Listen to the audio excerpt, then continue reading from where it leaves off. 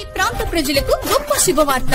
మీరు దూర ప్రాంతాలకు వెళ్లకుండా ఇప్పుడు మన దర్శిలోని మీనాక్షి హాస్పిటల్ నందు అత్యుత్తమమైన గుండె సంబంధమైన వైద్య సేవలు. విశేష అనుభవం కలిగిన ప్రముఖ కార్డియాలజిస్ట్ డాక్టర్ చల్లా రక్షితారెడ్డి గారు.